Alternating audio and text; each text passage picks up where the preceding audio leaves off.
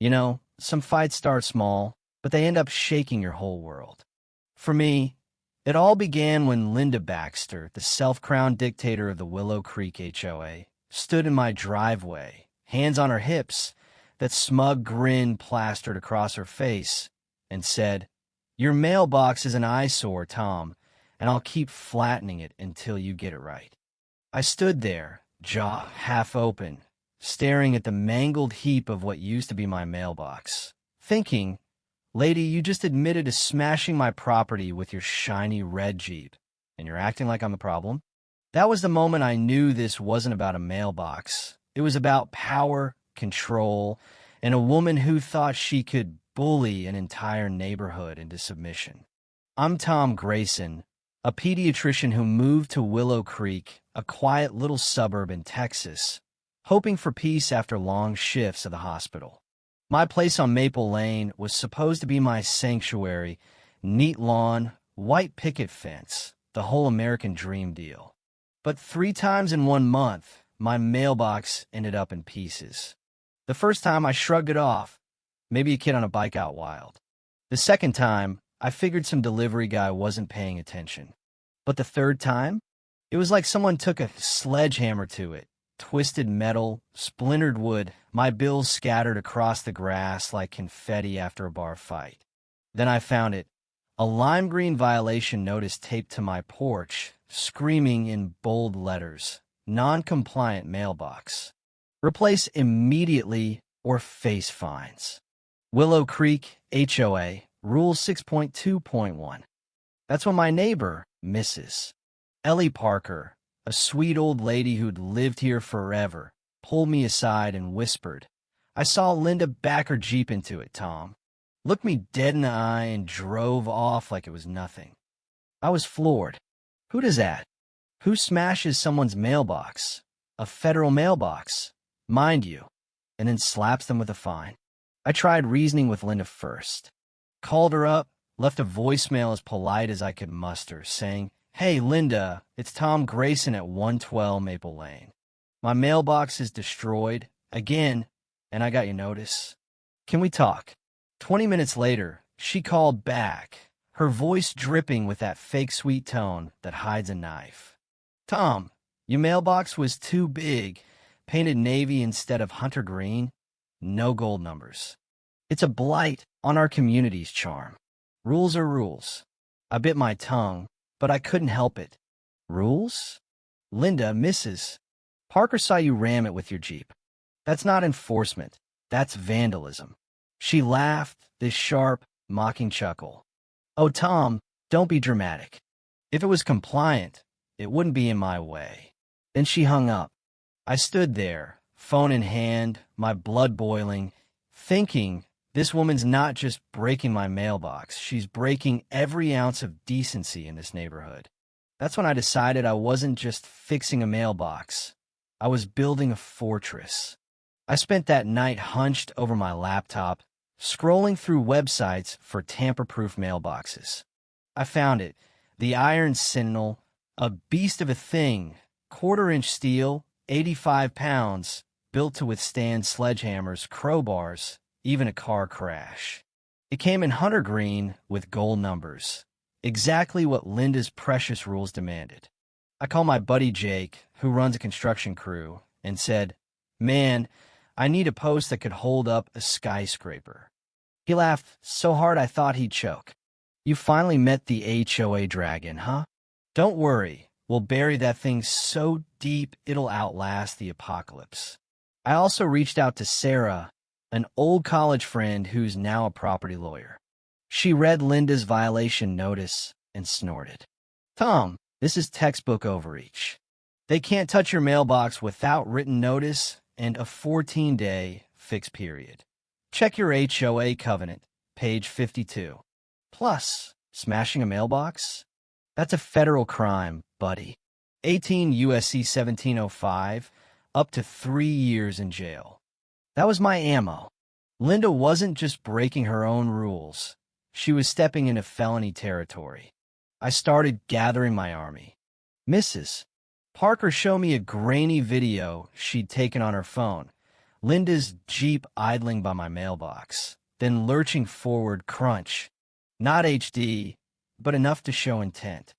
Then there was Carlos Mendez, the guy down the street who'd been fined for his unauthorized porch swing. He had a blurry clip from his kid's drone of Linda circling my place the day of the third hit. Even shy Mr. Thompson, who barely spoke to anyone, admitted he'd seen Linda's Jeep near my mailbox, her vanity plate, HOA, gleaming in the sun. I type it all up, dates, times, witness statements, and a copy of the covenant clause Linda ignored. I even called the post office, and the clerk said, "Document everything, sir. Mailbox tampering's a federal matter. File with the postal inspector." That's when I knew. This wasn't just me versus Linda. This was me, my neighbors, and the law versus a petty tyrant who thought she owned us.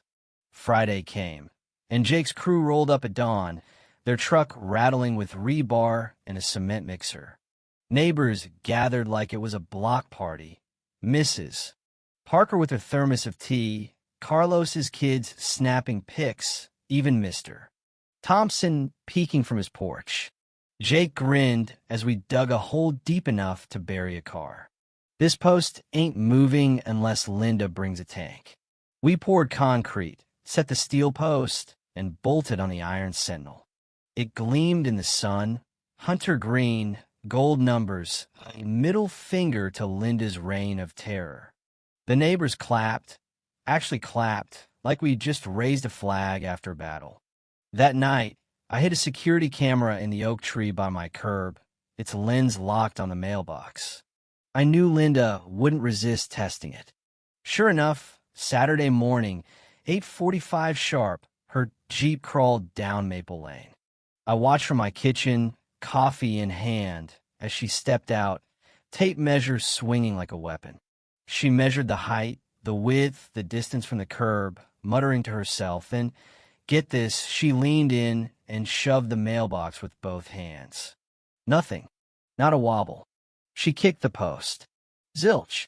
Her face twisted like she'd bitten a lemon, and I swear I heard Carlos's kids giggling from across the street. My phone buzzed, group chat lighting up. Mrs. Parker. She's losing it. Jake. Mailbox 1, Linda 0. I caught it all on camera, her scowl, her pointless shoving, her stomping back to her Jeep. Round one, mine. But Linda didn't quit easy. By Monday, she showed up with her husband, Greg, a quiet guy who looked like he'd rather be anywhere else, holding a massive wrench like it was his lifeline. Two maintenance guys trailed behind, looking embarrassed.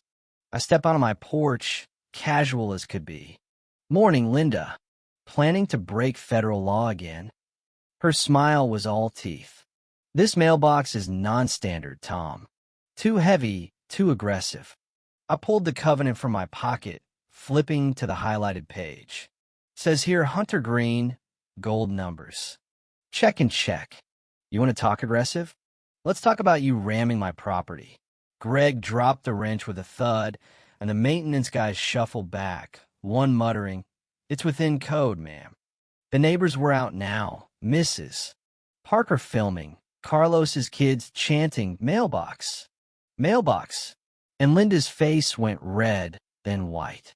She stormed off, tires squealing, and the street erupted in cheers. The real showdown came at the HOA meeting a week later.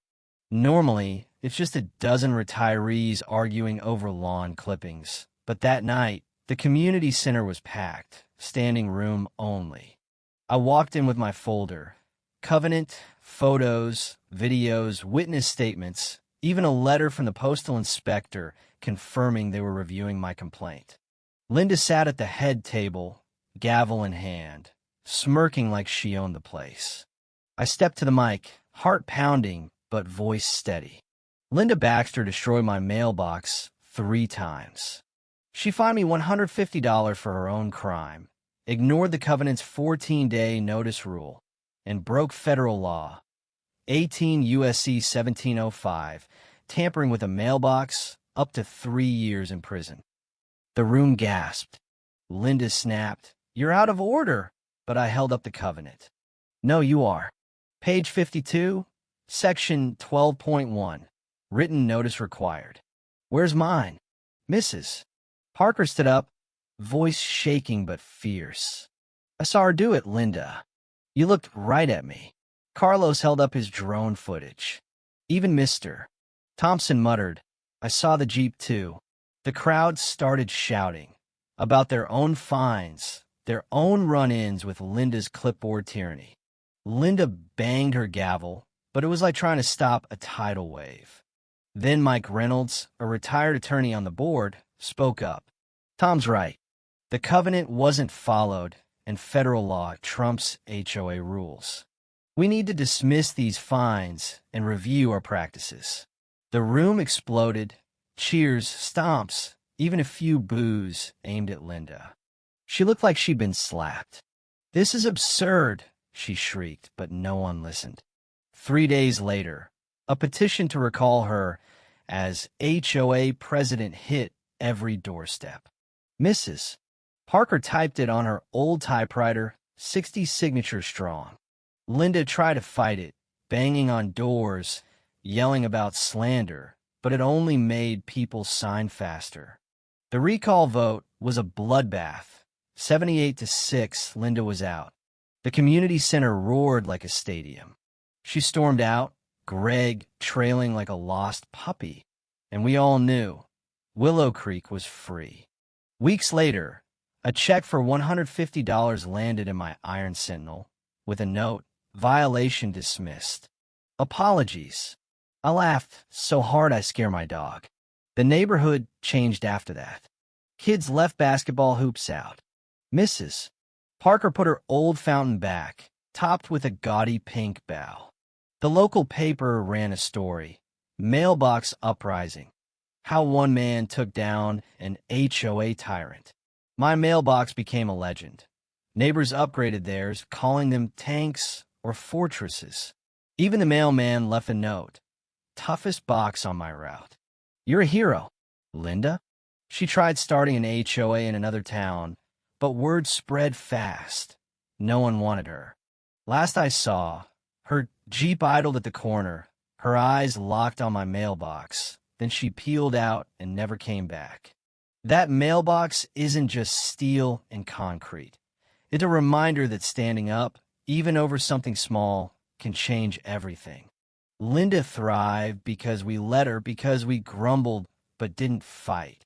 But when we did, when we stood together, she crumbled. So what's your story? Ever face down a bully, HOA or otherwise? Drop in the comments. Let's hear how you fought back, or if you think I went too far. Maybe you're Team Linda. Who knows? Hit subscribe, because trust me, there's always another fight worth telling.